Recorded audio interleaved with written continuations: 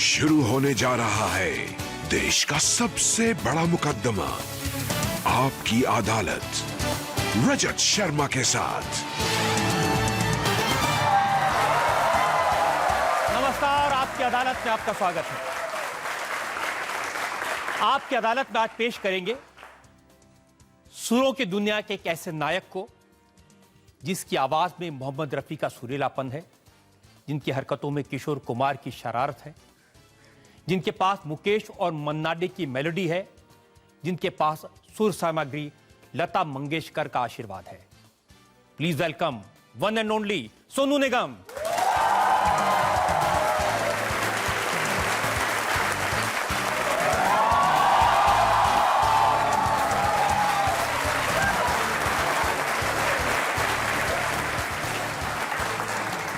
और ये तालियां बजते रहें क्योंकि आज की जज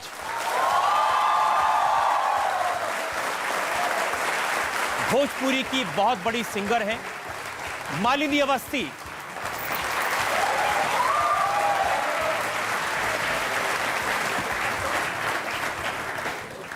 और इससे पहले कि मुकदमा शुरू करें, आपकी अदालत में इल्जामात और सवालात का सिलसिला शुरू करें, आज की जज मालिनी अवस्थी की इजाजत चाहेंगे आज की कार्रवाई शुरू करने के लिए। इजाजत है। और इससे पहले कि मैं सोनू निगम पर कुछ सुरीले इल्जाम लगाऊं, एक नजर डालेंगे सोनू निगम की गायकी पर, इनके करियर पर।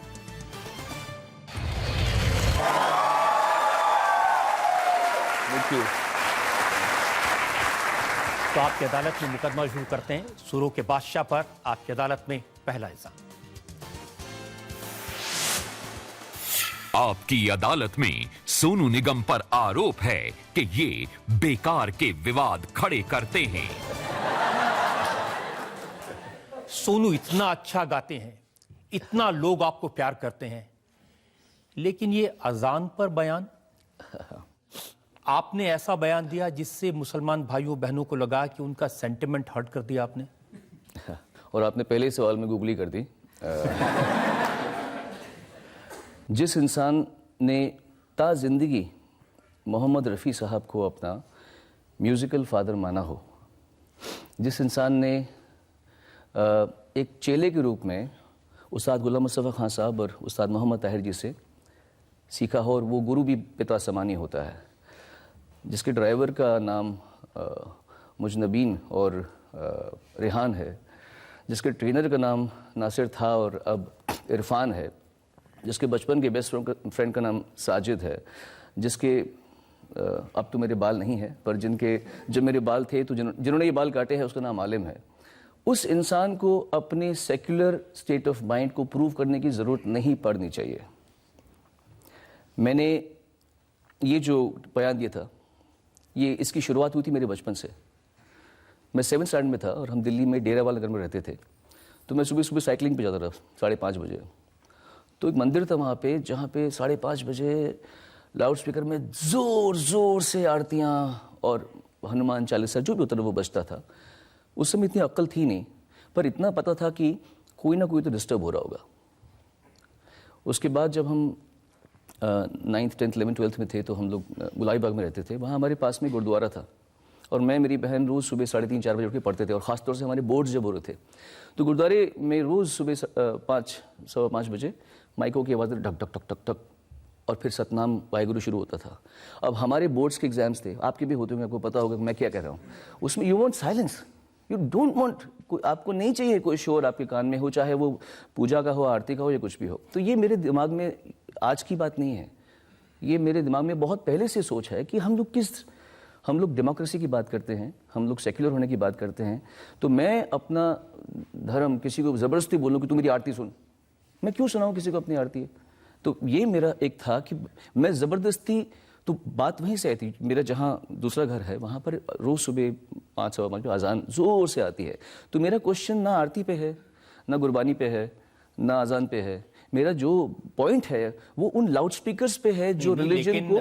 आपने जो वीडियो रिलीज किया वो तो अजान का किया ना? बिकॉज मेरे घर में अजान की आवाज़ ही आती थी, इसलिए। और फिर कह दिया ये गुंडागर्दी है।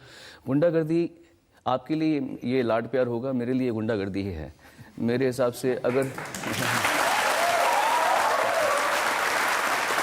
ऐसा कहकर मैं किसी भी हिंदू को या किसी मुसलमान को या इसको क्रिश्चियन को तक उस पर उंगली नहीं उठाना चाहता। मैं हमारे सिस्टम पे उंगली उठाना चाहता हूँ कि एम्बुलेंस जा रही है, किसी का फादर मर रहा है, किसी का बच्चा बीमार है, किसी की माँ मर रही है, और साइड में लोगों के तूफान मचा पड़ा है, लोग नाच रहे हैं शराब पी के भगवान के नाम पे या किसी और फंक्शन के नाम पे। ये कौन सा देश है? आपकी माँ मर रही है, आपका बच्चा मर रहा है, और आपको बस बैठना क्योंकि एक आदमी नाच ढंका टकरा नाच रहा है। कैसे देश है?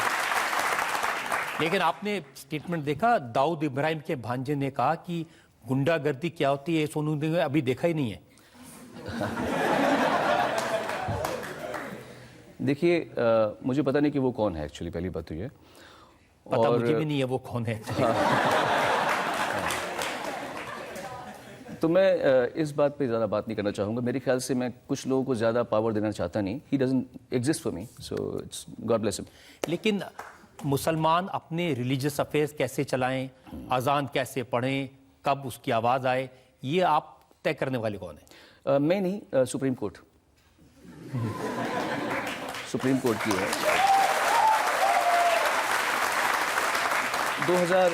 2013 में कानून बन चुका है कि कोई भी धर्म लाउड स्पीकर का इस्तेमाल गलत समय पे नहीं कर सकता। आज एक ज़माना था जब हम लोग शोज़ करते थे तो 2-2, 3-3 बजे शोज़ करते थे।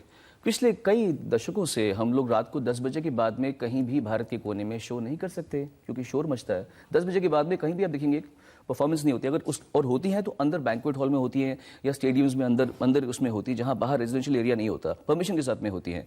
तो मेरे हिसाब से आप अगर इसको सही तरह से समझें तो मेरा एक सोशल मैसेज है, रिलीजियस मैसेज नहीं है।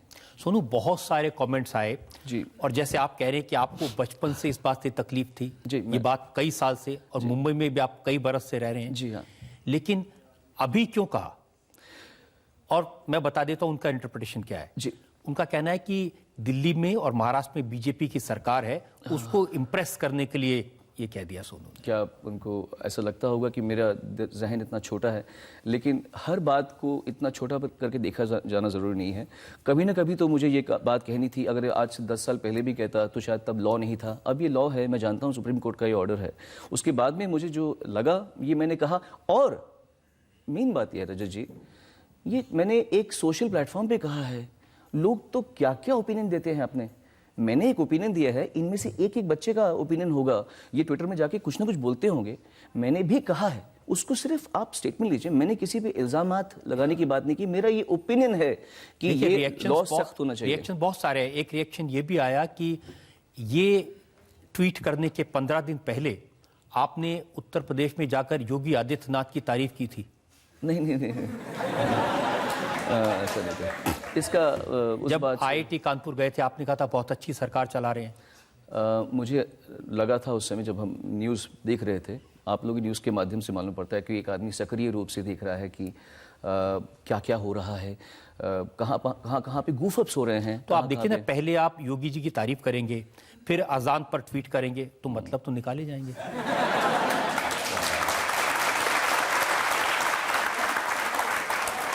तो फिर अगर ऐसा था तो फिर मैं मंदिर का जिक्र क्यों करता?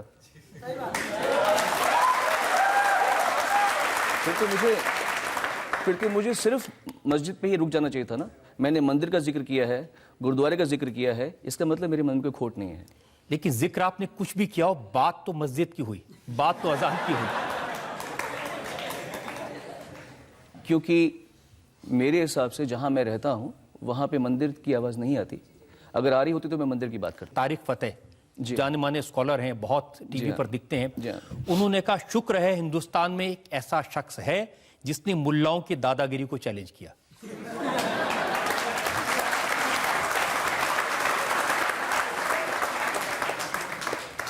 और कुछ नहीं। अब बहुत सारे लोगों ने सपोर्ट किया, जावेद अख्तर साहब ने, नवाजुद्दीन सिद्दीकी ने, अनुपम खेर ने। सबसे पहले अहमद पटेल साहब ने किया, जो कि कांग्रेस के हैं, जो कि मुस्लिम हैं। ऐसे लोगों की मैं कदर करता हूं, ऐसे लोगों की मैं इज्जत करता हूं कि उन्होंने सबसे पहले अगर मेरा किसी ने साथ दिया है तो वो अहमद पटेल जी ने कहा। और उन्होंने यही कहा कि आज़ान ज़रूरी है, लाउड स्पीकर नहीं है। मेरा भी मानना यह है कि आरती ज़रूरी है, हनुमान चालीसा ज़रूरी है, लाउड स्पीकर नहीं है। इन सब की कदर करते हैं, मीका सिंह की कदर नहीं करते। उसने कहा अपना घर बदल लीजिए।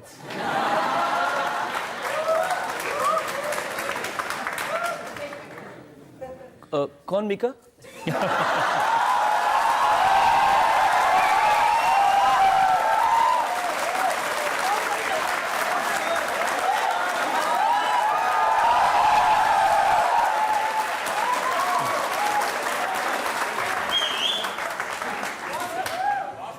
एक प्रियंका चोपड़ा का वीडियो भी वायरल हो रहा है, जिसमें वो भोपाल में है और कह रही है कि मुझे तो अजान की आवाज बहुत सुरीली लगती है। मुझे भी सुरीली लगती है, मुझे भी बहुत। आपको मैं एक सच बात बताता हूँ, मैंने जब जिंदगी में किसी को बताई नहीं है। पिछले 4 साल से मैं कभी कभी आप, और ये मैं कहते हुए अपनी माँ की कसम खा रहा हूँ, नहीं सच में मैं बता रहा हूँ,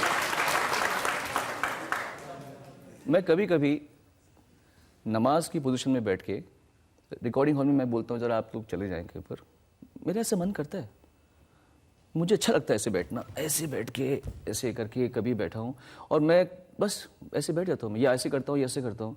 ऐसा मैं ऐसा हूँ,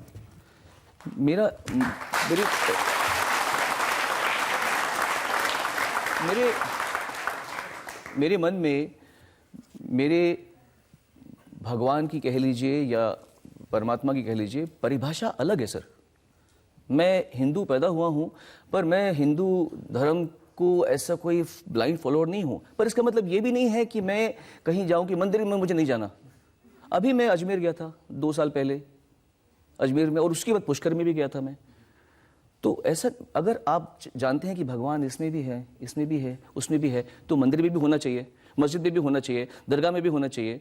मेरे भगवान की परिभाषा ही यही है कि तू हर जगह है मालिक, मैं तुझे हर जगह प्रणाम करता हूँ। ये आप तो ऐसी बात कह रहे हैं जैसे कबीरदास जी ने बहुत पहले कही थी। उन्होंने कहा था कंकर पत्थर जोड़ के मस्जिद ली चिनाए, ता चढ़ी मुल्ला बांग दे, क्या बहरा भया खुदाए।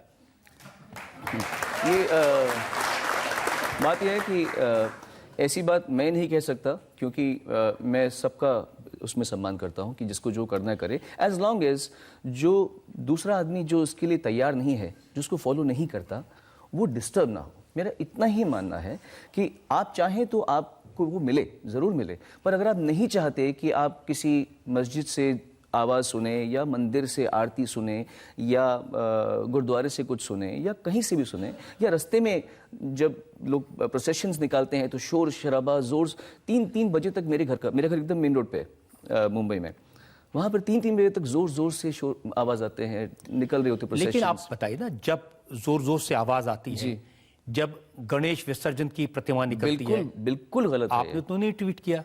मैंने इस बारे में, जब जगराता होता है आपने तो नहीं ट्वीट किया? नहीं मैंने किया है नहीं, मैंने अलग अलग माध्यमों से ये मुद्दा उठाया है। मैंने हमेशा इस बारे में कहा है कि ये गलत है, और मैंने जागरण, आपको पता है मैंने बहुत सारे जागरण पहले किए थे, अब मैं जागरण नहीं करता। एक तो वैसे भी दे कांट अफोर्ड मी, पहली बात, और दूसरी बात यह है कि मेरा ये, हमारे अगर जागरण होते भी थे कभी भी, तो वो चौकियां जैसे समय पर ख़त्म होने वाली होती थी। तो मैं कभी भी ऐसा नहीं है कि मैंने हमेशा ये मुद्दा उठाया है, ख़ास तौर से ये जो गणपति के जो प्रोसेशंस होते हैं जो भी हैं, मैं उसके भी मैं समझता हूँ कि एक आम जनता की सिविक सेंस को डिस्टर्ब नहीं होना चाहिए। ये मेरा हाथ जोड़ के निवेदन है। बाकी आप इससे कुछ भी समझे, पर मेरा, लेकिन वो हाथ जोड़ के निवेदन नहीं किया था आपने। मैंने किया था। मैंने पहला ही सेंटेंस था, गॉड ब्लेस एवरीवन, पहला सेंटेंस मेरा था सर। लेकिन सोनू, आपको नहीं लगता कि आपने इस बात को इतना बढ़ा दिया? किसी मौलवी ने पश्चिम बंगाल में फतवा दिया और आपने बाल उतरवा दिए, मुंडन करा लिया अपना। मुझे ये मेंटालिटी पसंद नहीं है कि कोई आदमी कहीं भी किसी के बारे में कुछ भी कह दे। आप उसको बोलते इसके बाल कटा दो, उसका खून करवा दो, मैं ये दे दूंगा, मैं उतने पैसे दे दूंगा। इसका एक ने और लिखा फतवा है कि इस सोनू निगम का सर कलम करने वाले को मैं 51 करोड़ रुपए दूंगा। ऐसे फतवे आते हैं। मेरे ख्याल से गवर्नमेंट को कुछ करना चाहिए कि इस तरीके से लोग एक सभ्य देश में, हम लोग कौन हैं? हम लोग डेमोक्रेटिक कंट्री हैं, हम रिपब्लिक हैं, हम इस तरह की चीज़ों को अलाउ कैसे कर सकते हैं? कोई किसी पे फतवा, और मतलब मैं बिल्कुल उस चीज़ के भी पक्ष में नहीं हूं कि किसी को लिंच कर दिया जाए गौरक्षकों के उसमें, मैं उसके भी पक्ष में नहीं हूं सर। मैं हर चीज़ के बारे में कहता हूं, मुझे ये गुंडागर्दी नहीं पसंद है। रिलीजन के नाम पे 12 लोग आ जाएंगे, एक परिवार को धमकाएंगे, मारेंगे, किसी को ये करेंगे, ये रॉन्ग है सर। इस देश में ये नहीं होना चाहिए। हम बहुत अच्छा कर रहे हैं, एक्चुअली हम लोग अच्छा कर रहे हैं इन दोनों में। This is not a political thing, but वाकई में हमारे अच्छे दिन आ रहे हैं,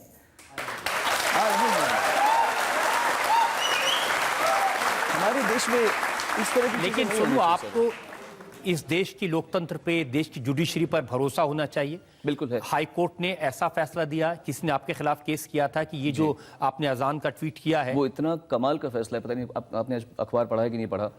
उसमें लिखा है कि हरियाणा पंजाब हाई कोर्ट में जस्टिस बेदी साहब ने एक मेरे खिलाफ किसी ने केस किया था, जो भी कहते हैं उसे, मुझे तो लीगल लैंग्वेज आपकी तरह पता नहीं है।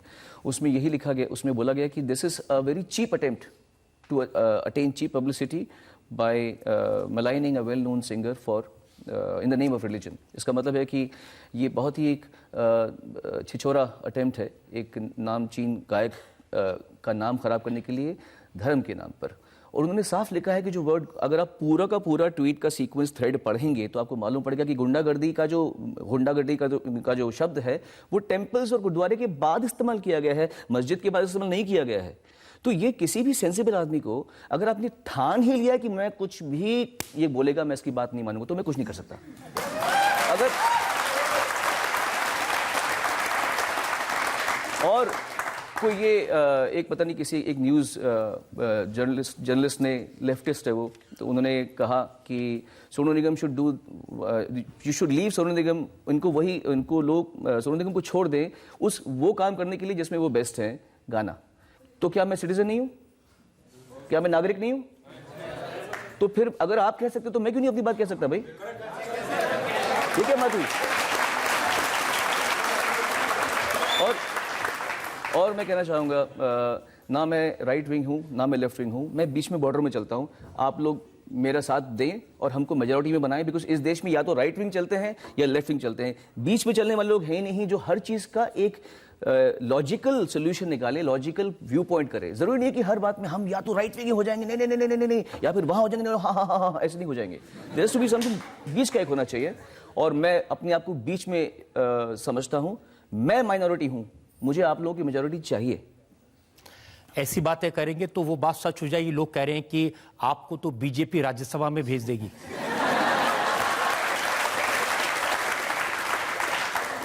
सर, ना मेरा किसी पॉलिटिशियन से कोई संबंध है, ना मैं किसी के घर पे जाता हूँ, ना मुझे कोई घर पे बुलाता है, ना मेरी किसी से फ़ोन कॉल होती है।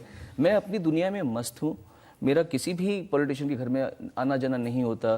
बट मैं ना किसी पार्टी के साथ में हूँ, ना मैं किसी संस्था के साथ में हूँ। मैं अपनी तरफ से बहुत सारा काम करता हूँ, जैसे कहते हैं चैरिटी काम मैं करता हूँ, पर मैं इसका बखान नहीं करता। मैं उस दुनिया में हूँ सर। लोग अनुपम खेर कह रहे हैं कि बंदे में है दम, जय हो सोनू निगम।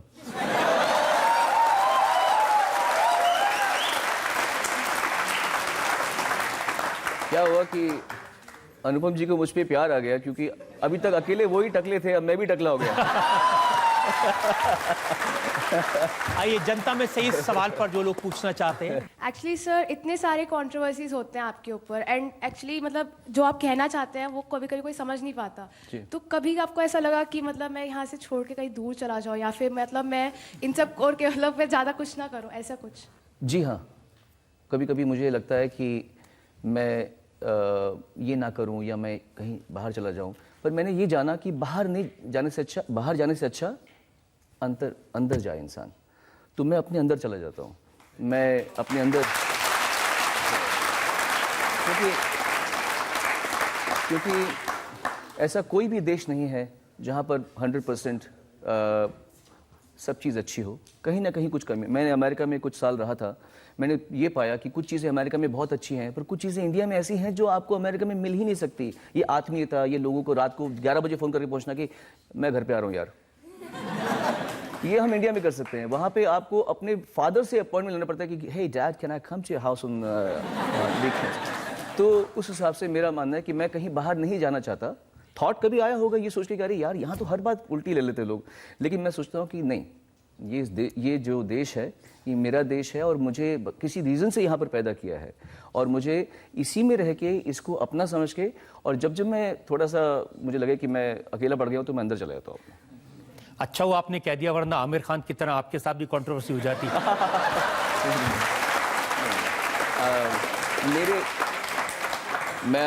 हाँ, आमिर मेरे अच्छे दोस्त हैं। मेरे ख्याल से आमिर का मतलब बिल्कुल ये नहीं था।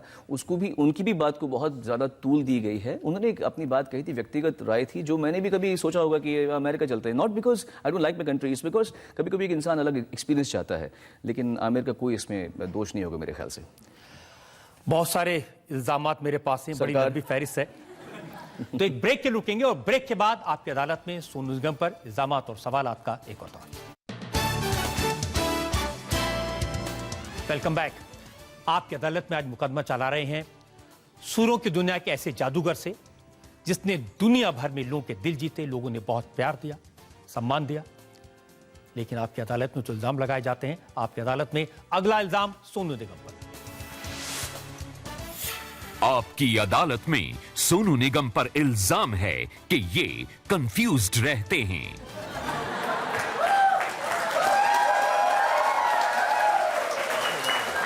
सोनू, आपका बचपन देख रहा था, बचपन में टॉपर थे क्लास में, साइंटिस्ट बनना चाहते थे, कंफ्यूज्ड हो गए, सिंगर बन गए।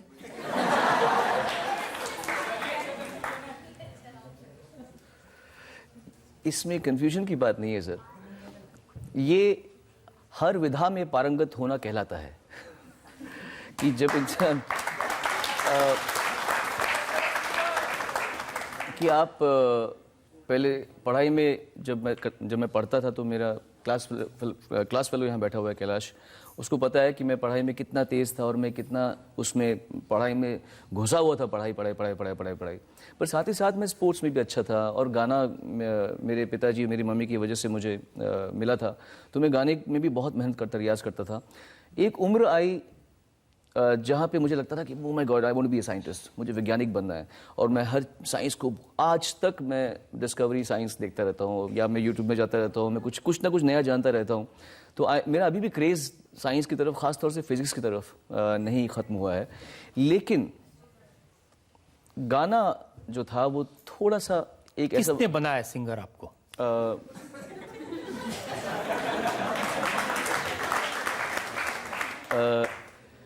सिंगर बनाया नहीं जाता, सिंगर पैदा होता है।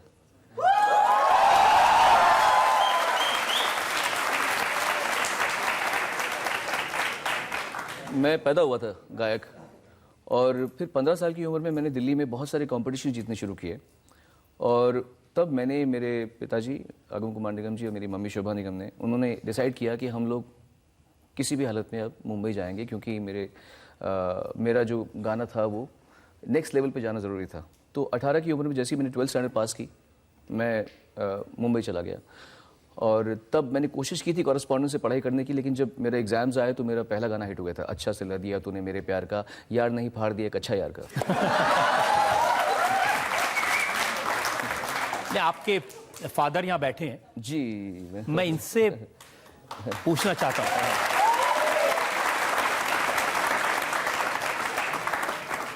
आमतौर पर लोग अपने बच्चों को कहते हैं कि डॉक्टर बने, साइंस में इंटरेस्टेड है, साइंटिस्ट बने, आपने रोका नहीं ये कहाँ कौन सी लाइन में जा रहे हैं सिंगर बनने? नहीं, एक्चुअली मैं खुद सिंगर हूँ, तो मुझे पता है कि किस सिंगर की कितनी खासियत है और वो कहाँ तक जा सकता है। तो वो मैंने पहचान लिया था कि ये एक्स्ट्रा ऑर्डिनरी सिंगर है और ये इसी में जाना चाहिए, और जिसमें इसकी सबसे ज़्यादा एबिलिटी है। बिल्कुल ठीक पहचाना आपने, बिल्कुल ठीक पहचाना। तो लेकिन सिंगर बनने से पहले एक्टिंग? हाँ, बचपन में मैंने कुछ फिल्मों में काम किया था एज एन एक्टर। नहीं, उसके बहुत पहले चाइल्ड आर्टिस्ट के तौर जी पे। हाँ, उस्तादी उस्ताद से प्यारा दुश्मन, तकदीर, कृष्णा कृष्णा, बेताब में सनी देओल का बचपन में था, बेताब में। सो मैंने काफ़ी सारी फिल्मों में एज ए चाइल्ड आर्टिस्ट काम किया था। क्या हुआ था, मुंबई आए थे और बचपन में कुछ समय हम मुंबई में रहे थे, मैं, पापा, मम्मी, मेरी छोटी बहन, और मेरी सब छोटी भी यहाँ पे पैदा हुई थी मुंबई में।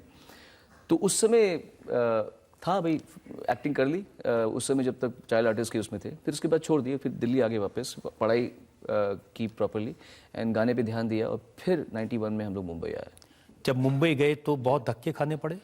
जी, बहुत ज़्यादा। और क्या होता है कि हर इंसान के मापदंड अलग होता है ना धक्के खाने का। कुछ लोग को रोटी की स्ट्रगल करनी पड़ती है और वो उसमें भी बुरा तकलीफ होती है। मेरे पापा ने रोटी की स्ट्रगल की है, इन्होंने बहुत धक्के खाए मेरे पापा ने। मैंने रोटी की स्ट्रगल नहीं की है, पर मैंने इमोशनल स्ट्रगल की है। जब कोई आपको इंसल्ट करता है, जब कोई आप पढ़ाई में इतने तेज थे, स्कूल में टीचर्स आपको प्यार करती हैं और यहाँ पर आके बोले क्या करे, किसने किया insult? ऐसे बाहर की वॉचमैन भी पहले तो ऐसे करते थे कि काय को जाने के अंदर। फिर आपको मैं एक इंटरेस्टिंग वाकया बताता हूँ। एक गाना था, खत लिखना हमें खत लिखना, ये गाना अनुमली जी ने मुझे गवाया था। तो जब रिहर्सल हो रही थी तो ये बड़ा अच्छा इंसिडेंट है, आपको मालूम पड़ेगा कि क्या क्या आदमी को सहना पड़ता है। और मैं एकदम नया कोरा बच्चा, कभी ज़िंदगी में इंसल्ट्स देखी नहीं, हमेशा क्लासी घर में हमारे माँ बाप तक हमसे इज्जत से बात करने वाले, और वहाँ पे हमारे प्यारे, अब तो मेरे को बहुत प्यार करते हैं और मैं भी उनको बहुत प्यार करता हूँ, तब भी करता था, लेकिन वो मुँहफट हैं, आपको पता ही है, अनु मलिक मुँहफट आदमी है। तो गाना सिखा रहे हैं, खत लिखना हमें खत लिखना।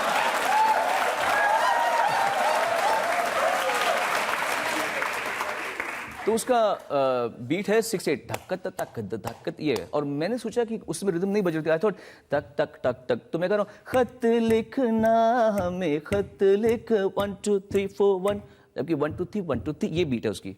अब पहली बार बताया है और मैं पहली बार में सीख जाऊँ, ये जरूरी नहीं। तो क्या बोलते मुझे, अबे क्या हजाम बनने के लिए आया कि सिंगर बनने के लिए आया? मुझे आज तक ये इंसल्ट याद है। मैंने उनको बोला भी है कि मैं बोला आप कितने मतलब गंदे थे, कैसे आप सबको डांटते रहते हो, डराते हो। ही इज मोर, अब तो मेरे मतलब ही इज मोर लाइक अ बड़ी। तो मैं उनको कह सकता हूँ कि आप कितने डेंजरस आदमी थे अपनी जवानी में, बचपन में अपने माँ बाप के लिए आप तो बहुत बड़ी टेंशन रहते होंगे। तो कहते हाँ मैं रहता था। So this is the kind of, these are the kind. लेकिन उन्होंने आपको बड़ा हिट सॉन्ग बहुत, अनु मलिक जी का आते हैं। मेरे करियर में अनु मलिक जी का इतना बड़ा योगदान है, मैं इस बात से कभी भी इनकार नहीं करूंगा कि मैं जो कुछ भी हूं उसमें बहुत बड़ा स्थान, बहुत बड़ा प्यार, बहुत बड़ा योगदान अनु मलिक जी का है। Undoubtedly about that. संदेश से आते हैं जो मेरा पहला हिट गाना था, जिसकी वजह से लोगों को मालूम पड़ा कि मैं अच्छा गा सकता हूँ, वो अनु जी का था। रेफ्यूजी से लेकर इस प्यार को मैं क्या नाम दूं, एक से एक गाने, तुमसे मिलके दिल का है जो हाल क्या कहें हो गया है। तो ही इज गन मुझे बहुत, और आज तक मेरा, अभी मैंने बेगम जान में गाना गाया था उनके लिए। सो उनका मेरा प्यार है और एक अलग स्पिरिचुअल रिश्ता है हमारा। लेकिन हिट हुआ जो गाना वो गायकी वाला नहीं था, वो रिदम वाला गाना था। कौन सा जी? दिल दीवाना। ये दिल दीवाना, हाँ नहीं इसमें गायकी थी, आपको बताता हूँ मैं। कहीं भी म्यूजिक में ना लोग टाइपकास्ट हो जाते हैं। तो जैसे ही संदेश से आते मेरा गाना आया, उन्होंने बोला अच्छा गाता है, लेकिन रफ़ी साहब की तरह गाता है, पेट्रियोटिक गाने आएंगे तो देंगे गाना उसको। और ऐसा नहीं हो सकता ना, मुझे ट्रेंडी गाने चाहिए थे, मुझे मेन स्ट्रीम गाने चाहिए थे। मुझे पता था कि मैं वेस्टर्न म्यूजिक सुनता हूँ, मैं इंग्लिश गाने सुनता हूँ, तो मुझे आज के गाने दो। तो ये गाना आया था, ये जो दिल दीवाना गाना आया था, इसने मुझे एक वो मकाम दिया कि हाँ ये गायकी वाले गाने भी गा सकता है और ये एटीट्यूड वाले गाने भी गा सकता है। तब तक ऐसा कोई गाना आया नहीं था। आज आप सुनते हैं थोड़ा वेस्टर्नाइज सिंगिंग का। This was the first song जिसने वो पाथ बनाया कि हाँ इंडियन फिल्म म्यूजिक में इस तरह के वेस्टर्नाइज कॉन्सेप्ट के गाने, एग्रेसिव गाने भी आ सकते हैं। सो उस गाने ने मुझे बहुत मदद की and I feel both the songs complimented each other. और ये जो गाना आपने गाया था, क्या है तेरा मोबाइल नंबर? हाँ।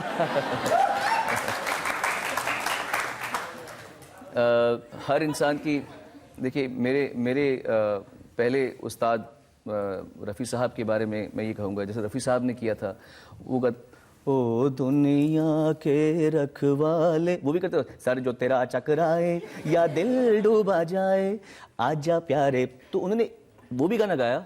और चाहे कोई मुझे जंगली कहे, वो भी गाया ना।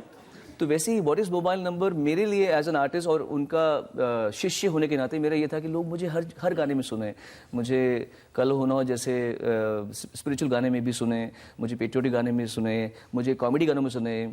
मैंने बहुत सारे कॉमेडी गाने भी गा रखे हैं, उसमें हालांकि ये रोमांटिक गाना पर है तो कॉमेडी गाना ना, व्हाट इज मोबाइल नंबर है तो कॉमेडी, तो ऐसे मैंने काफ़ी गाने गा रखे हैं और इन गानों ने मुझे एक विस्तार दिया। एक दो जरा ऐसे गाएगा उदाहरण बता दीजिए कौन से कॉमेडी गाने। एक गाना मैंने गाया था, वो मुझे उसकी पहली लाइन यानी विनोद राठौड़ मैंने गाया था, तो मैंने पूरा गाना अल्ताफ राजा की तरह गाया था। वो मैं सूरज हूँ न न न न कहाँ राजा भोज कहाँ गंगू तेली, कहाँ राजा भोज कहाँ गंगू तेली, ऐसे गाया था।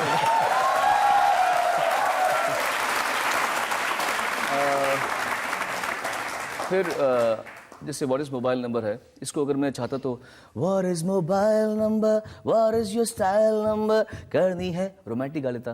पर मुझे पता था हीरो कौन है, गोविंदा। वो कैरी करेगा, वो बदमाशी करेगा, तो मैंने what is mobile number, what is your style number करनी है प्यार, व्हाट इज योर, तो पेज जो भी गाना है। सो ये इसको मैंने अलग स्टाइल में गाने की कोशिश की है। फिर एक गाना था जो मैंने आपको बताया अभी, इस प्यार को क्या नाम दूं। मैं हमेशा बोलता हूँ लोगों को पता नहीं, ये गाना एक्चुअली मैंने लकी अली से इन्फ्लुएंस होकर गाया, बिकॉज उनका गायकी का स्टाइल एक, I used to always like Lucky Ali की आवाज़, एक अलग आवाज़ थी उनकी। तो मैंने वो गाना इस प्यार को मैं क्या नाम दूं, हो बेचैन दिल को कैसे आराम दूं, वो तो आई sang it like him.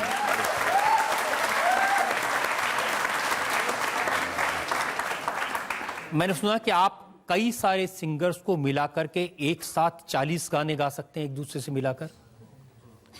मैंने अभी एक अवार्ड फंक्शन में किया था।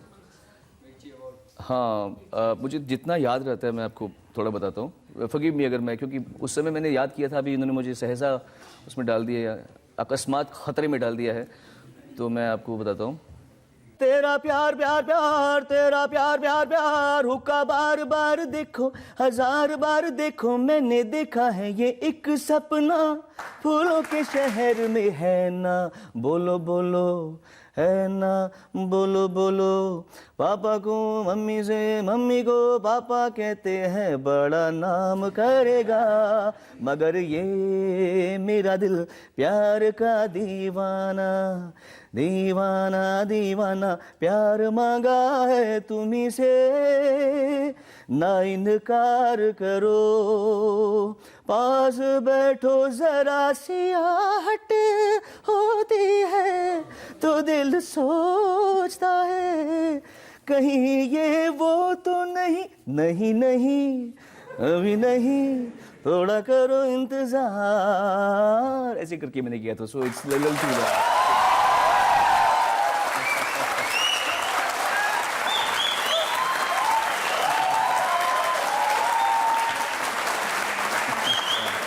एक जमाना था जब हर दूसरी फिल्म में सोनू निगम का गाना होता था, जिस समय शाहरुख खान के हर गाने आप गाते थे। मुझे पास बहुत लंबी फहरिस्त है, कल हो ना हो, कभी अलविदा ना कहना, एक अलग किस्म के गाने गाए आपने जी, और बहुत लोगों ने उसको प्यार किया जी। स्टेप बाय स्टेप हुआ सब। मेरी ज़िंदगी में ओवरनाइट सक्सेस कभी नहीं आई है। अच्छा सिली देर से कहानी शुरू हुई, फिर इश्क में हम तुम्हें क्या बताएं, ये तो सब बच्चे होंगे, पैदा भी नहीं होंगे शायद काफ़ी लोग तो इसमें से, किस कदर चोट खाए हुए हैं, ये हुआ। उसके बाद टेलीविज़न में मैंने एक शो किया सारेगामा, जो कि बहुत फेमस हुआ, और उसके बाद लोगों ने जानना पहचाना शुरू किया कि मैं क्या सोचता हूँ, मैं कैसे बोलता हूँ।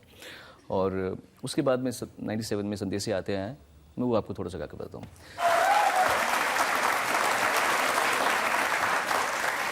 मैं आपको स्टेप बाय स्टेप लेके चलता हूँ, कैसे कैसे मेरे हिसाब से थोड़े से जो मुझे गाने याद आते हैं, जिन्होंने मुझे मेरी लाइफ में माइलस्टोन्स का काम किया है। तो ये गाना हिट हुआ, उसके बाद में व्हाट इज मोबाइल नंबर करने आया, फिर ऐसा पहली बार हुआ है 17-18 सालों में,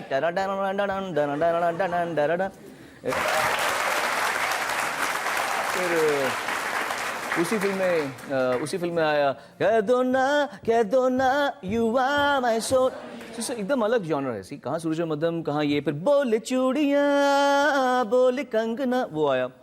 फिर अगली फिल्म में कल होना हो आया। कल होना हो बिकेम एक ऐसा कल्ट आया। मैं हमेशा बोलता हूँ कि जब मैं अपने आखिरी सांस से गुजर रहा हूँगा और फिर जब अल्टीमेटली न्यूज़ आएगी, रजत जी बोल रहे होंगे मशहूर गायक सोनू निगम का निधन हो गया है, तो उस समय इनकी टीवी बजेगा। फिर उसके बाद क्या होगा, अगर मैं बच गया तो किसका है ये तुमको इंतजार में होना, तो मेरे हर्ष में गाने गाए। फिर अरे इतना गाना इन पर भूल गया मैं, तू ही तू सतरंगी रे, तू ही तू मन रंगी रे, one of my best songs. So कई गाने आए। फिर बाद में अभी मुझ में कहीं आया जो अग्निपथ का आया है, जीने के हैं 4 दिन ओ बाकी है बेकार दिन। सो आई बीन रियली लकी। जब आप गाने की मेरे चला रहे थे तो मुझे रोना आ रहा था, इसलिए क्योंकि मैं सोचता हूँ कि भगवान ने मुझे बहुत दिया है। I am really happy, God has been very kind to me. भगवान ने इतना दिया, लोगों ने इतना प्यार दिया जी। आपको एज ए सिंगर लोगों ने बहुत प्यार दिया जी। लेकिन आप हीरो बनने चले गए। अरे अब फिल्मों के नाम देखिए, लव इन नेपाल जी, तो ये अचानक से हीरो बनने का शौक कहाँ से आया? हुआ ये कि मैंने हीरो बनने से पहले वीडियोस किए थे बहुत सारे गानों के, और उसको देख के शायद डायरेक्टर्स प्रोड्यूसर्स को लगा हम इनको फिल्में दे सकते हैं। तो मैंने अपने लिए कभी फिल्में बनाई, मेरे पास ऑफर्स आए सामने से, और मेरा ये सच्ची में मानना है कि किस्मत जब होती है तो वो चीज़ आपके साथ में होती है। मैं जो भी हूँ आज, मैं अपने गाने देख कर सुनकर रो क्यों रहा था, क्योंकि मैं सिर्फ हाथ जोड़ के बोल रहा था थैंक यू गॉड, तुमने मुझे इतना मौका दिया, तुमने मुझे बनाया। मैं ये नहीं सोचता कि अरे देखा सोनू निगम तुमने क्या काम किया है। वैसे ही जब मेरा ये मानना है कि जो होना होता है वो हो जाता है, किस्मत होती है, भगवान का आशीर्वाद होता है, लोगों की दुआएं होती हैं। मेरी डेस्टिनी में उस समय सही फिल्मों में काम करना नहीं लिखा था। मैं आपको एक बड़ा अच्छा एग्जांपल देता हूँ, ये लोग हंसेंगे बट आपको उसके पीछे लॉजिक बताता हूँ मैं। एक फिल्म आई थी जानी दुश्मन। अब आप देखिए उसके पीछे लॉजिक देखिए मेरा। मुझे क्या पता फिल्म क्या बनने वाली है, मैं नया बच्चा, मेरे ऊपर किसी की सरपरस्ती नहीं है एज एन एक्टर कि मुझे गाइड करे कि भाई ये करो ये मत करो या फिल्म बनाए। मैंने क्या सोचा, सनी देओल, अक्षय कुमार, पागल तो नहीं हो गए, सुनील शेट्टी है उसमें, आफताब भी है, अरशद वारसी है, मनीषा कोइराला है, इतने लोग, और आदित्य पंचोली है, इतने 11 के 11 लोग पागल तो नहीं हो सकते। ये फिल्म कितनी खराब बन सकती है कि जो लोग सीजन्ड एक्टर्स हैं जिनको हम रिस्पेक्ट करते हैं, अक्षय, सनी देओल जी और सुनील शेट्टी, अरशद भी इतना अच्छा काम कर रहे हैं, आफताब है हमारा, वो लोग कितना रॉन्ग डिसीजन कैसे ले सकते हैं। सो बट मेरी किस्मत में ये था कि वो सबके सब रॉन्ग होने थे। वो आपकी किस्मत की वजह से सब फेल हो गए।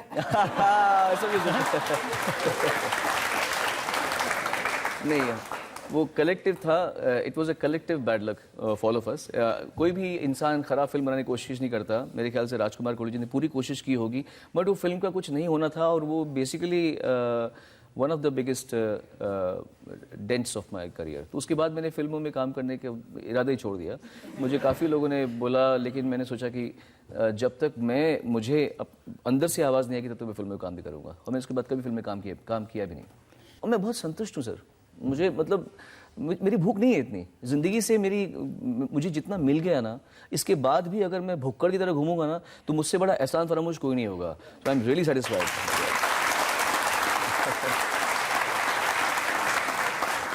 आपने बड़े अच्छे जवाब दिए अब तक, लेकिन मैं अभी भी सेटिस्फाइड नहीं हूं, मेरे पास इल्जाम है।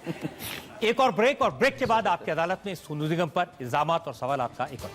जो भी मैं हूं उसके पीछे बहुत सारे और लोग जुड़े हुए हैं, बहुत सारे और ताकतें जुड़ी हुई हैं। उन ताकतों को हटा दो तो मैं 12 रुपए का आर्टिस्ट हूँ। मुझे 12 रुपए मिले थे, 5 घंटे गाने के बाद में मुझे 12 रुपये मिले।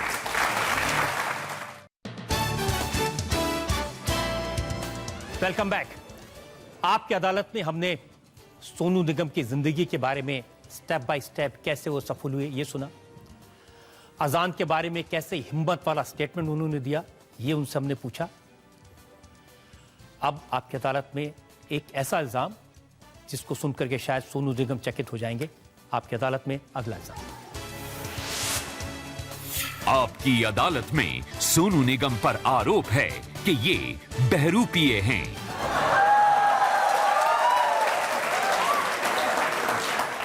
अब सोनू, मैं कुछ तस्वीरें पब्लिक के सामने आपकी अदालत में पेश करना चाहता हूं, पता है आप क्या करने वाले हैं, मुझे पता है। जिससे पता लगेगा कि कैसे कैसे रूप बदलते हैं आप।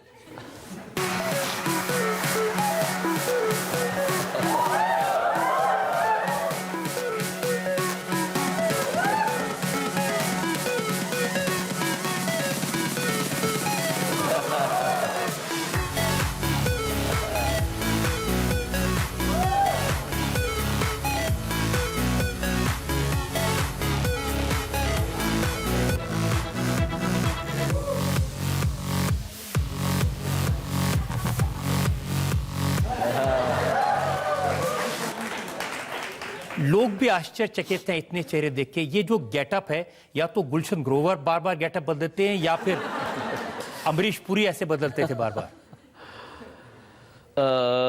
वैसे मैं इस बात को मैं एक तरीके से यही कहूँगा कि ट्रूली इसमें मेरा कोई उद्देश्य नहीं होता।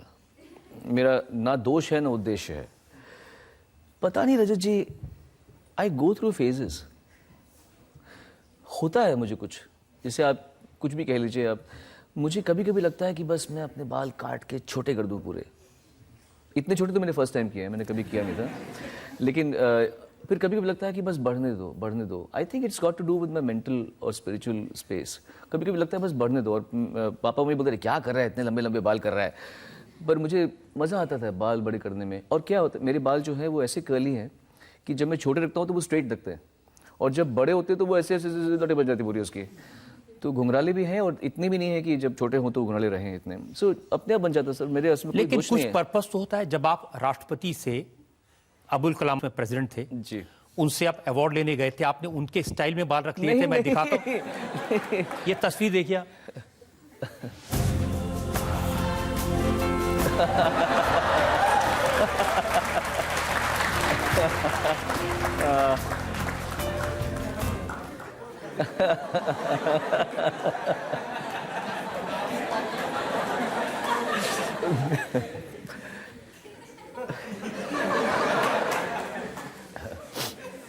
मैं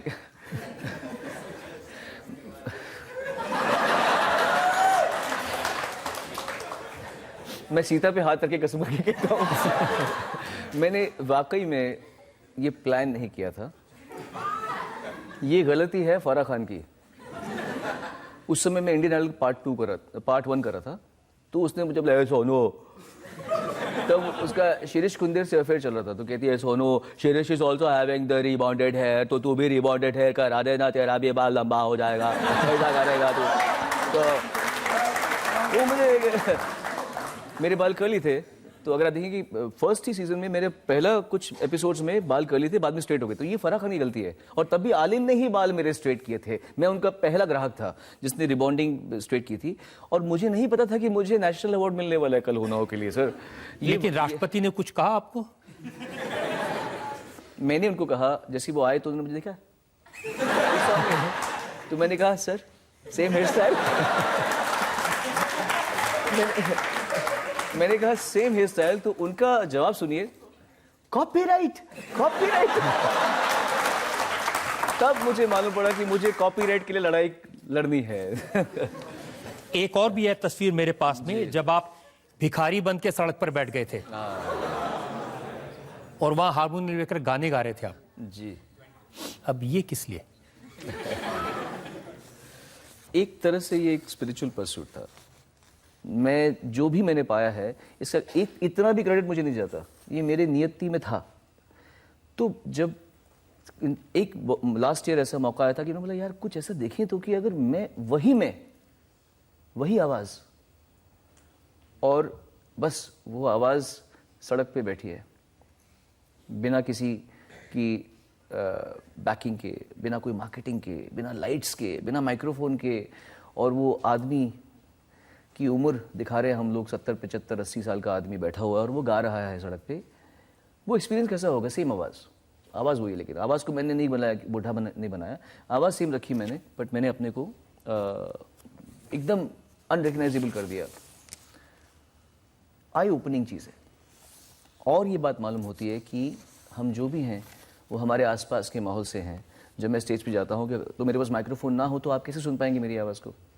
और अगर मेरे बड़े बड़े इश्तहार नहीं लगेंगे, एड्स नहीं लगेंगे, मार्केटिंग सोनू निगम आ रहा है अमेरिका में 16 सेंटर्स में शो करने के लिए, तो लोग मेरे शो पे आएंगे भी नहीं। तो जो भी मैं हूँ उसके पीछे बहुत सारे और लोग जुड़े हुए हैं, बहुत सारे और ताकतें जुड़ी हुई हैं। उन ताकतों को हटा दो तो मैं 12 रुपये का आर्टिस्ट हूँ। मुझे 12 रुपये मिले थे 5 घंटे गाने के बाद में, मुझे 12 रुपये मिले थे। किशोर कुमार के बारे में ऐसी बहुत सारी कहानियां हैं, वो कुछ भी करते थे जी। तो ये शरारतें, ये गेटअप, ये सब उनसे सीखा आपने?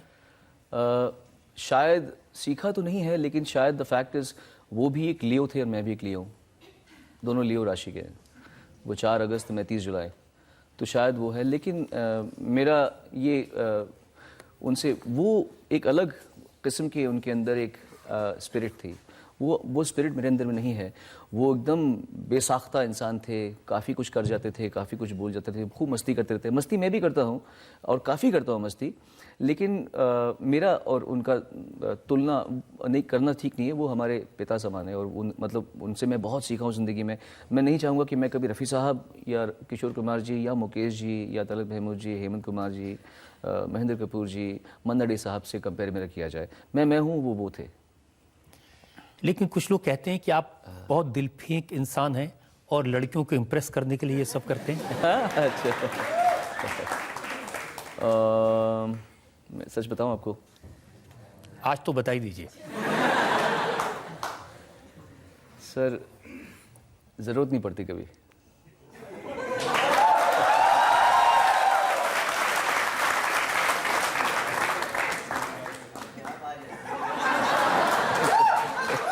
तो ये सही है, एक ज़माने में हर शहर में कोई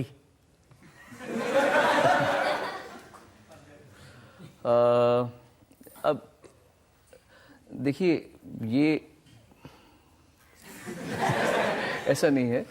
नए नए जवान हुए थे तो ऑब्वियसली आपके दोस्त बनते हैं और कोई आपको पसंद करता है, कोई आपको थोड़ा ज़्यादा पसंद करता है, किसी को आप पसंद करते हैं। तो ऐसे में उस समय बहुत सारे लोग जानते थे, पहचानते थे। इसका मतलब ये नहीं है कि मैं कोई मन चला किस्म का लड़का था। मैं ऐसा नहीं था। मैं हमेशा ही तहजीब से रहा हूँ और हमारे थोड़ा फैमिली का कल्चर भी ऐसा है कि इस तरीके से हिमाकत करना ठीक नहीं है। और मेरी पूरी फैमिली ऐसी है। वो ऐसा मतलब नहीं है, ऐसा नहीं था। मैं मन चला नहीं था। हाँ, मेरे जान पहचान के बहुत लोग थे। चलिए, मैं इसको यहीं छोड़ देता हूँ, अब छोड़िए इस बात। Thank you. लेकिन क्योंकि अगर राज खुलने लगेंगे तो बात बहुत दूर तक चली जाएगी। लेकिन आपके जो रूप हैं उसमें एक रूप मुझे ये भी पता चला कि जब फ्लाइट में होते हैं और फिल्म देखते हैं तो रोते हैं। अभी रो रहा था। कमाल है आपकी रिसर्च भी, मतलब माय गॉड। अभी मैं फिल्म देख रहा था लायन। मैं दुबई जा रहा था, एक फाउंडेशन है उसके लिए गया था मैं, और मैंने वो फिल्म देखी लायन और मैं फूट फूट के रो रहा था। मुझे फ्लाइट में बहुत रोना आता, पता नहीं क्यों। मैं कोई भी फिल्म देखता हूँ मैं रोता रहता हूँ। मैं बहुत रोता हूँ, मतलब नाक निकल रही होती है, फिर मैं साफ कर रहा होता हूँ। मेरे अंदर से मैं थोड़ा सा हूँ, दिल मेरा जल्दी पहुँच जाता है क्या कहना चाह रहा है कोई सामने वाला इंसान, और मैं रोता हूँ फ्लाइट में। सर, मुझे रोना ज़्यादा आता है फ्लाइटों में। और एक रूप ये भी है कि आप वैसे तो बहुत हिम्मत वाले हैं जी, सबसे टकराते हैं। हाँ, मेरे मतलब मैं डरता नहीं हूँ किसी से। कॉकरोच से डरते हैं?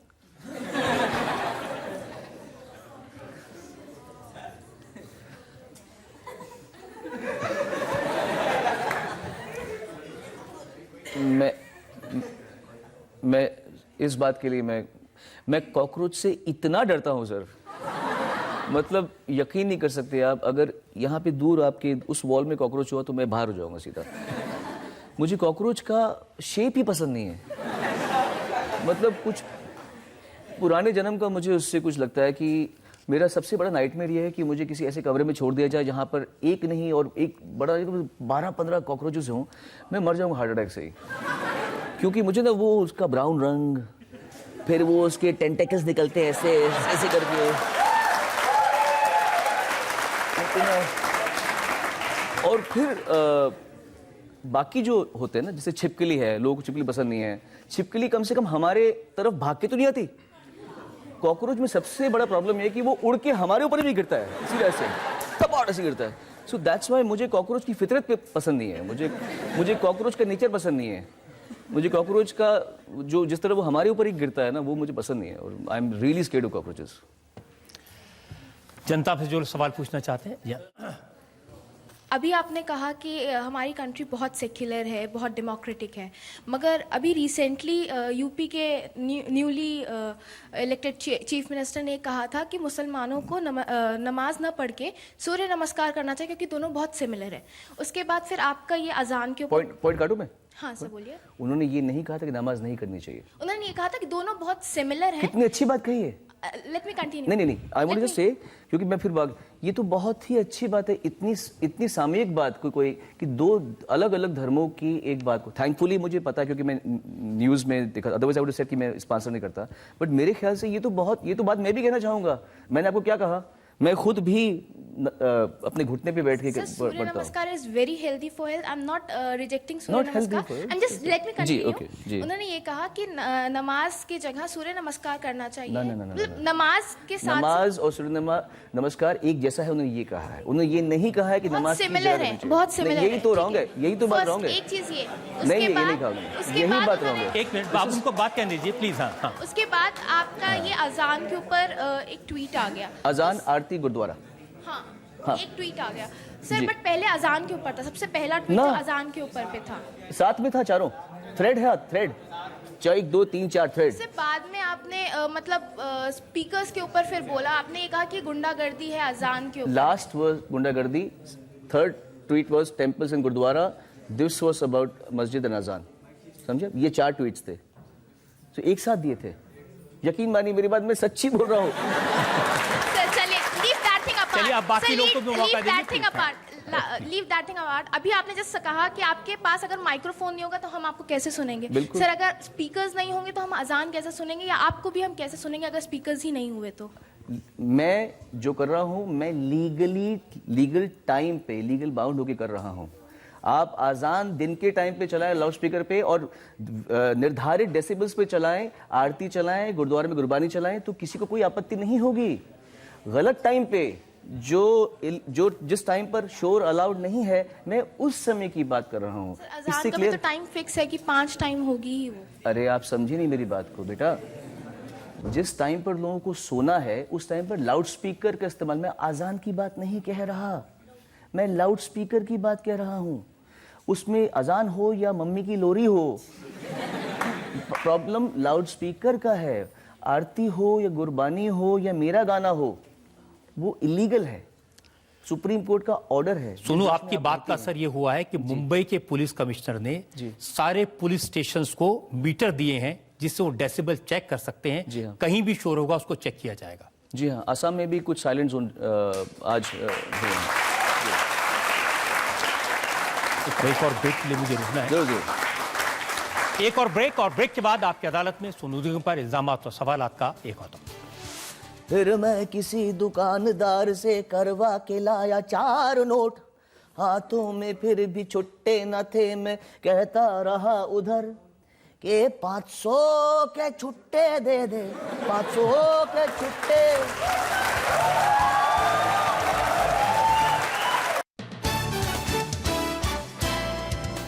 Welcome back. आपकी अदालत में आज हमारे मेहमान हैं जाने माने गायक सोनू निगम। आपकी अदालत में अगला इल्जाम। आपकी अदालत में सोनू निगम पर इल्जाम है कि ये सबका मजाक उड़ाते हैं। जब भी आप स्टेज पर आते हैं किसी भी शो में, तो सबसे पहले उदित नारायण का मजाक उड़ाते हैं, कुमार सानू का मजाक उड़ाते हैं, किसी को नहीं छोड़ते। इस आंसर को देने से पहले मेरा आपसे एक क्वेश्चन है। आप लोगों को लगता है कि जॉनी लीवर साहब दिलीप कुमार जी का मजाक उड़ाते हैं? नहीं। या वो जॉनी वॉकर का मजाक उड़ाते हैं, या वो मनोज कुमार जी का मजाक उड़ाते हैं? मेरे ख्याल से इम्पर्सनेशन, मिमिक्री एक कला है, और आप में कुछ होगा तभी तभी आपकी नकल उतारी जा सकती है। हर इंसान की नकल उतारना पॉसिबल नहीं है। कुछ लोगों का अंदाज इतना मुख्तलिफ होता है, इतना अलग होता है कि उनके स्टाइल को पकड़ना आसान होता है। तो आपने उदित जी की बात की, उदित जी, शानुदा, इनके तो सामने मैं इनकी नकल उतारता हूँ, और ये उसको भरपूर एंजॉय भी करते हैं, क्योंकि ये जानते हैं कि उसके पीछे मेरी कोई गलत अब मंशा ऑप्शन नहीं भी है। क्या है उनके पास, अगर एंजॉय ना करें तो? नहीं, ऐसे नहीं बात नहीं है।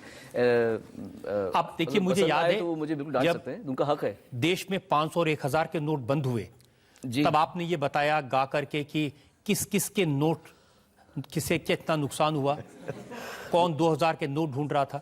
आपने भी वो देख लिया? अच्छा, मुझे वायरल हुआ पड़ा। मैं चाहता हूं कि लोग भी देख लें यार।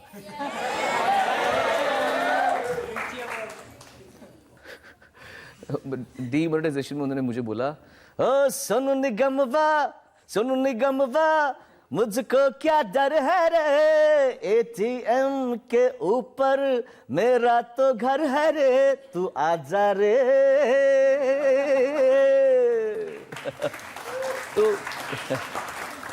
ये उनका बनाया था सही। और फिर कुमार सानू, हो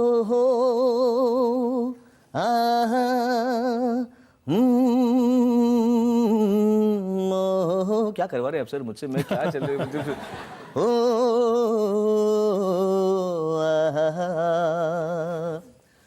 किसी पे 2000 है कि नहीं,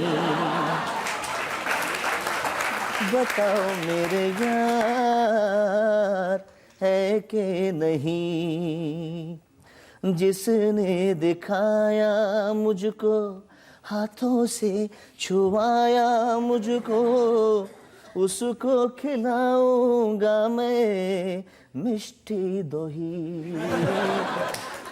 लेकिन सबसे अच्छा उसमें था कैलाश खेर। कैलाश, वो छुट्टा ढूंढ रहे हैं। हाँ, छुट्टा छुट्टा ढूंढा मैंने कितना छुट्टा, पर मिल ना पाया। ओ ढूंढा ढूंढा मैंने ढूंढा बूटा बूटा, पर मिल ना पाया। फिर मैं किसी दुकानदार से करवा के लाया 4 नोट, हाथों में फिर भी छुट्टे न थे। मैं कहता रहा उधर के 500 के छुट्टे दे दे, 500 के छुट्टे।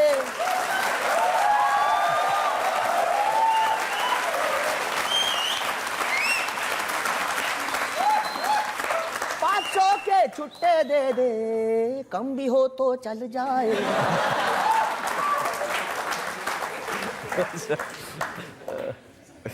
जैसे 2015 में राधे माँ को लेकर एक कंट्रोवर्सी हुई थी, और अब ये अजान के ऊपर हुई है, तो आपका कभी पॉलिटिक्स में आने का मन करता है, या फिर अभी कभी आपको मौका मिले तो क्या पाएंगे? अच्छा कि आपने ये सवाल पूछा मुझसे। राधे माँ कंट्रोवर्सी का ये भी बात क्लियर हो जाए तो बेहतर है, क्योंकि उस समय हिंदू मेरे पीछे पड़ गए थे। इसलिए पीछे पड़े हुए थे क्योंकि आपने राधे माँ के सपोर्ट में बयान दिया था। आप सुनिए मेरी बात। आपने कहा था वो देवी का अवतार है। ना, बिल्कुल नहीं, बिल्कुल नहीं। पहली बात तो ये है कि पहली बात सुन लीजिए, राधे माँ को ना मैं कभी मिला हूँ, ना मेरी कभी बात हुई है, ना मैं उन्हें फॉलो करता हूँ। पहली बात तो ये है। दूसरी बात ये है कि किसी भी औरत के बारे में कोई अगर टीवी पर आकर मैं सुन रहा हूँ गालियाँ दे रहे हैं, क्या क्या बोल रहे हैं उनको, वो मेरी बहन भी हो सकती है, वो आप हो सकती है, कोई भी सभ्य समाज में किसी को ये बोलना कि ये तो मैं नहीं रिपीट करूंगा, बट बहुत गंदी गंदी बातें बोली गई थी उनके बारे में। एज अ मैन एक मर्द होने के नाते, एक आदमी होने के नाते मेरा फर्ज है कि मैं हर उस चीज के लिए खड़ा हूं जहां पर एक औरत का तिरस्कार हो रहा है। लेकिन सुनो, आपको एक बात मैं बताऊं, राधे माँ के बारे में जो मेरी जानकारी है जी, अच्छा वो आप उनको नहीं मिले, जो भी मिलता है उसको गोद में उठा लेती हैं।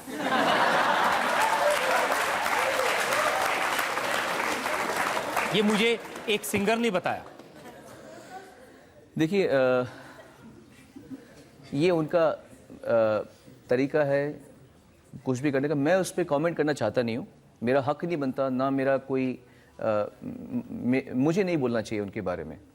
मेरा ये कहना है कि किसी औरत का तिरस्कार किया जा रहा है, तुमने ये कपड़े पहन रखे हैं, वो कपड़े पहन रखे हैं, कपड़ों की वजह से एक लड़की का तिरस्कार करेंगे आप? यार किस दुनिया में रह रहे हैं आप?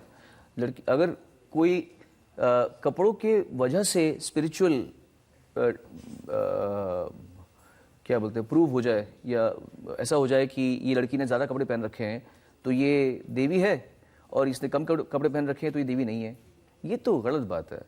आप इस तरीके से दुनिया को जज नहीं कर सकते। मेरा सिर्फ यही कहना था, और उसमें मैंने बहुत प्राउडली कहा था कि हमारे देश में हम इस ऐसे कल्चर से हैं जहाँ पे हमारे देवी देवताओं को हम जो पूजा करते हैं उसमें भी हम इतने ओपन माइंडेड हैं। ये तो तारीफ कर रहा हूँ मैं अपने देश की, अपने कल्चर की, इसमें मैं अपने कल्चर को नीचे थोड़ी दिखा रहा हूँ, पर लोग समझने को मतलब इतने स्ट्रांग फोर्सेस हैं कि इस बात को बजाय सकारात्मकता से लेने के कि हाँ भाई बात तो ठीक है, हम तो इतने ऊंचे हम तंग दिल बनना क्यों चाहते हैं जब हम इतने बड़े विस्तार वाले कल्चर के हैं। तो मेरे कहने का मतलब सिर्फ यही था। बाकी जब लोग नहीं समझते तो क्यों आप ऐसी चीजों में घुसते हैं फिर? नहीं, अगर ऐसा होता तो सर महात्मा गांधी नहीं बनते, या बुद्ध नहीं बनते, महावीर नहीं बनते। मेरे ख्याल से हर इंसान को अपनी तरफ से बेस्ट देना चाहिए। मैं ये नहीं कहता कि मुझे वहाँ बनना है, वो बनना है, लेकिन मेरा पूरा हक भी है, मेरा फ़र्ज़ भी है कि जो चीज़ मैं गलत देख रहा हूँ, जिस तरह मैं अपने आप में ठीक करता हूँ, वैसे मैं अपने समाज में बाहर भी उसकी तरफ नज़र उठाऊँ। मैं लड़ता नहीं हूँ, मैं कोई आक्रामक आदमी, अग्रेसिव नहीं हूँ कि अरे ये कर दिया, हम वो कर देंगे, हम फतवा कर देंगे, मैं ऐसा नहीं हूँ। मैं एक बात प्रस्तुत करता हूँ, उस बात को आप में अक्ल है तो आप उस प्रस्तुत की हुई बात को समझेंगे और उसे अच्छी तरह लेके जाएंगे। अगर आप में अक्ल नहीं है और आप में तंग दिल बनना है, आपको संग दिल बनना है, तो फिर आप अपने कसूरवार आप हैं, कसूरवार मैं नहीं हूँ। सोनू, बहुत सारे सवाल आपसे पूछे, बहुत सारे इल्जाम आप पर लगाए जी, कड़वे इल्जाम, मीठे इल्जाम। हम एक ब्रेक के रुकेंगे और ब्रेक के बाद सुनेंगे आपकी अदालत में आज की जज जानी मानी सिंगर मालिनी अवस्थी का फैसला आज के मुकदमे पर।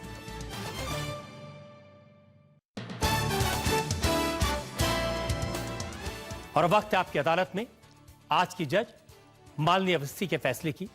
सोनू निगम पर जो इल्जाम लगाए उनकी सफाई पर आज की जज मालिनी अवस्थी का फैसला। अदालत ये मानती है कि मुजरिम सोनू निगम जी पर आज जो भी इल्जामात लगाए गए, उन्होंने उन सभी इल्जामातों के ऊपर अपनी खुद की पैरवी बड़े पुरजोर तरीके से, बड़ी साफगोई से और सुदृढ़ तर्कों के साथ की। इस बेबाकी पर और आज जो कुछ आपके ऊपर इल्ज़ाम लगे, जो कुछ पिछले दिनों में हम लोगों ने पढ़ा सुना, उस पर यह अदालत कुछ कहना चाहती है। पहली बात तो यह है कि इन तमाम विवादों में जो एक अच्छी बात निकल के आई है वो ये कि सोनू निगम जी ने एक महत्वपूर्ण मुद्दे की ओर देश का ध्यान आकर्षित कराया है। हमारे देश की सुप्रीम कोर्ट की गाइडलाइंस भी इस आधार पर है और स्वतंत्र देश में, भारत में हर नागरिक को यह अधिकार है कि अपनी अभिव्यक्ति की स्वतंत्रता का अधिकार हर व्यक्ति के पास है। उसका अधिकार का इस्तेमाल करके वो व्यक्ति अपनी बात को कह सकता है। और अदालत आज आपको एक काम सौंपती है कि चूंकि आप जनजागरण मुद्दों से जुड़े हैं, आप इतने लोकप्रिय हैं, आप एक विलक्षण कलाकार हैं, तो आप उस पहुंच का इस्तेमाल जन जागरण से जुड़े मुद्दों के लिए भी करें ताकि जनता आपसे जुड़े और व्यापक बात देश हित तक पहुंच सके। धन्यवाद।